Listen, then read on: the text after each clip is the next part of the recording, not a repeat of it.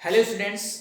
SI का जो exam है वो 29 जनवरी को होने वाला है, जिसमें मेरे तरफ से इसको गाइडेंस बोल दीजिए या टिप्स बोल दीजिए। ठीक है, इन बातों का हम ध्यान रखेंगे एग्ज़ाम दिलाते वक्त या एग्ज़ाम के 2 दिन पहले 3 दिन पहले इन बातों का हम खास ध्यान रखेंगे।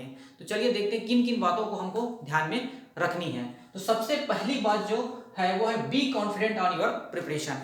आप अपने प्रिपरेशन को लेकर कॉन्फिडेंट रहिए, भरोसा रखिए कि जो भी आपने पढ़े हैं, जिस बुक से भी आपने पढ़े हैं, जिस कोचिंग से भी आपको गाइडेंस मिला है, जैसे भी आपको पढ़ाया गया है, ठीक है, उस पर आपको पूरा का पूरा क्या करना है, भरोसा रखना है। ठीक है, ये पहली बात है कि अपने प्रिपरेशन पर भरोसा रखें, क्योंकि बिना कॉन्फिडेंस के आपका कोई भी एग्जाम क्रैक नहीं होता है। इस बात का ध्यान रखें, तो कॉन्फिडेंट रहे अपने प्रिपरेशन को लेकर। दूसरी जो बात है, हम बात करेंगे हेल्थ को लेकर। हेल्थ को लेकर आप हेल्थ कॉन्शियस रहिए, क्योंकि अगर आपका हेल्थ ठीक नहीं रहा तो आपका माइंड काम नहीं करेगा। अगर आपका माइंड काम नहीं करेगा तो एग्जाम अच्छा नहीं जाएगा।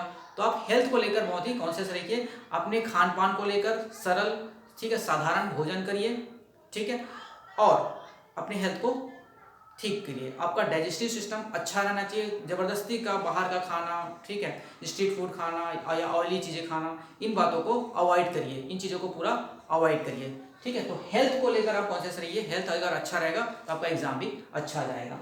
तीसरी जो बात है वो न्यू फैक्ट्स को लेकर है। अब न्यू फैक्ट्स क्या होते हैं कि जैसे हम क्या करते हैं कि कुछ नया बुक उठा लेते हैं, उसमें कुछ नया फैक्ट दिखाई देता है तो उसको हम पढ़ने लग जाते हैं। ठीक है, लेकिन वो पढ़ना बहुत ही घातक होता है।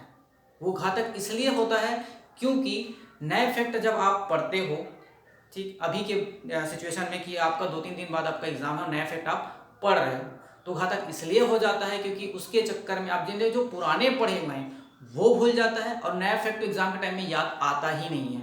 तो मैं ये बिल्कुल सजेस्ट नहीं करूँगा कि आपको नया फैक्ट पढ़ना है, बिल्कुल भी इसको नहीं पढ़ना। ठीक है, नया फैक्ट आपको पढ़ना ही नहीं है। चौथी बात जो है मॉक टेस्ट। ठीक है, आपने अभी तक मेरे ख्याल से आपने अपना बहुत सारा मॉक टेस्ट दिया होगा और कुछ बच भी गया होगा तो उसको छोड़ देना है। बिल्कुल भी अब मॉक टेस्ट नहीं दिलाना है, क्योंकि 2 दिन ही आपका पेपर बचा है, तो आप बिल्कुल भी इसको मॉक टेस्ट नहीं दिलाना है। मॉक टेस्ट बिल्कुल अवॉइड करिए। इस तरह के स्टंट आप बिल्कुल भी ना करें। न्यू फैक्ट्स के ऊपर, मॉक टेस्ट के ऊपर नया आपको बिल्कुल भी नहीं दिलाना है। पांचवी जो चीजें हैं वो है, ठीक है, चौथी पांचवी जो चीजें हैं, don't talk to other people. Negative people या अदर पीपुल जो आपके प्रिपरेशन के बाहर है, उससे आपको बात नहीं करनी है। जबरदस्ती का क्या करते हैं, हम बात करने लग जाते हैं। बात करने से होता क्या है कि यहाँ पर जैसे हम बात करते हैं तो माइंड डिस्टर्ब होता है, माइंड में कचरा फिट होते रहता है। उससे क्या होता है कि आपने जो प्रिपरेशन किया है उस पर ऊपर इफेक्ट पड़ता है, एग्जाम का प्रेशर क्रिएट होता है। ठीक है, तो आपको बिल्कुल भी इस तरह के लोगों से बच के रहना है। तो आप शांत रहिए, बिल्कुल माइंड को शांत रखिए, रिलैक्स रखिए। ठीक है, किसी और चीज़ से, किसी और लोगों से आपको बात नहीं करना है। ठीक है, इन बातों का don't talk to other people. अगला है प्रेशर हैंडल करना। अगला है प्रेशर हैंडल हम कैसे करते हैं कि जब कभी भी आप सीरियसली तैयारी करते हो तो प्रेशर आता है, ये लाजमी है, ये नॉर्मल बात है। ठीक है, प्रेशर आना ही है, लेकिन इस प्रेशर को हमको हैंडल करना होगा। ठीक है, हो सकता है 2 दिन पहले, एग्जाम के 2 दिन पहले 3 दिन पहले बहुत प्रेशर आता है कि हमने क्या पढ़ा है क्या नहीं पढ़ा है। यहाँ तक कि सिचुएशन ये भी हो जाता है कि जब 2 दिन बचा रहता है तो हमको कुछ याद भी नहीं आता। जैसे हम याद करने की कोशिश करते हैं ना कि हमने क्या पढ़ा है, अच्छा ये क्या था, अच्छा वो क्या था, तो हमको याद नहीं आते हैं। क्यों नहीं आते हैं? क्योंकि प्रेशर क्रिएट हो रहा है यहाँ पर, उसकी वजह से हमको कोई चीज़ें याद नहीं आता। तो बिल्कुल भी नॉर्मल रही, इसमें कोई नया बात नहीं है या कोई बहुत बड़ी बात नहीं है। ये प्रेशर आता ही है एग्जाम को लेकर। इसमें हम ये कह सकते हैं कि आप हल्का हल्का थोड़ी थोड़ी देर, मतलब मिनटों में 1 मिनट 2 मिनट आप मेडिटेट करिए। ठीक है, मेडिटेशन करिए। ठीक है, अब एक चीज और हो सकता है कि एग्जाम टाइम में आपको प्रेशर आए। जैसे कि आप एग्जाम हॉल में बैठे हुए हैं, ठीक, एग्जाम हॉल में बैठे हुए हैं, शुरुआत के 2-3 क्वेश्चन आप बनाएं या 5 क्वेश्चन बनाएं, लेकिन नहीं बन रहा है वो, या उस प्रेशर की वजह से हमको याद ही नहीं आ रहा है। तो उस प्रेशर को हम कैसे टैकल कर सकते हैं? इसके लिए हमारी योग सूत्र में पतंजलि ने बहुत ही अच्छी चीज बोला है, वो आपको साथ शेयर करता हूँ, ब्रीदिंग एक्सरसाइज के बारे में। ठीक है, ब्रीदिंग एक्सरसाइज मात्र 19 सेकंड, ठीक, ओनली 19 सेकंड का ये एक्सरसाइज है, और इसको आप करके माइंड थोड़ा रिलैक्स हो जाता है। उसके बाद अब जब आप क्वेश्चन पढ़ोगे और अटेम्प्ट करोगे तो अलग ही इफेक्ट आएगा उसके ऊपर।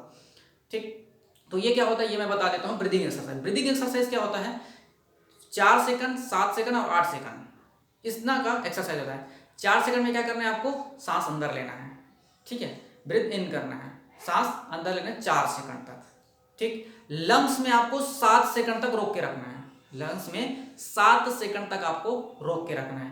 उसके बाद 8 सेकंड में आपको बाहर निकाल देना है, 8 सेकंड में आपको बाहर निकले। इतना आप करेंगे, आपका जो उस टाइम पे प्रेशर का लेवल हाई रहेगा वो जस्ट लो आ जाएगा, ठीक है। तो प्रेशर जैसे ही हट जाएगा, उसके बाद आप क्वेश्चन को अटेम्प्ट कीजिए। जब कभी आपको इस तरह सा दिक्कत आता है तो इसको आप आजमा सकते हो और ये काम करता है, ठीक है, ब्रीदिंग एक्सरसाइज।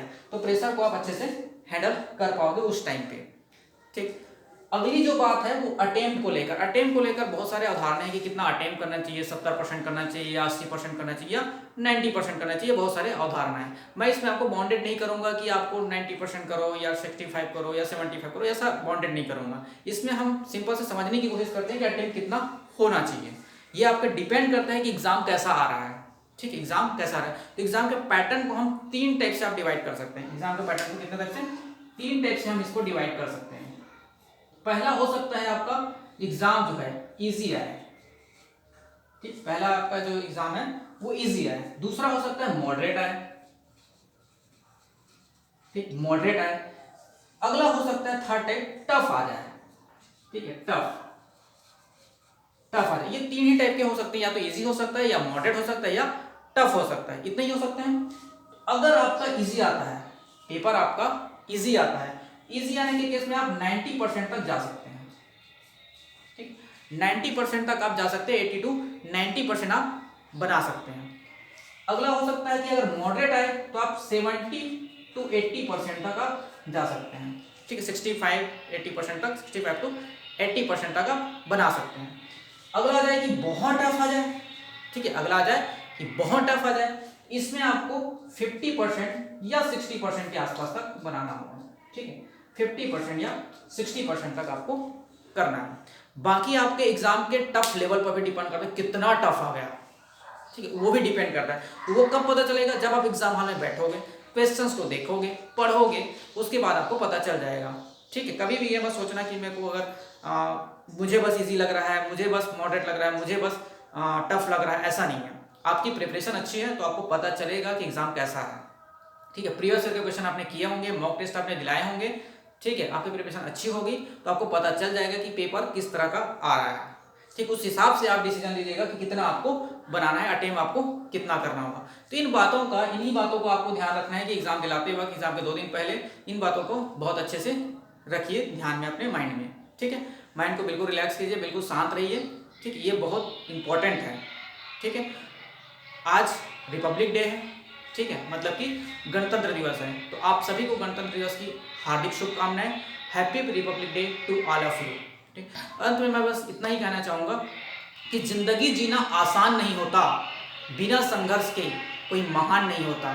जब तक ना पड़े हथौड़े की चोट, जब तक ना पड़े हथौड़े की चोट, पत्थर भी भगवान नहीं होता, ठीक है। All the best, thank you.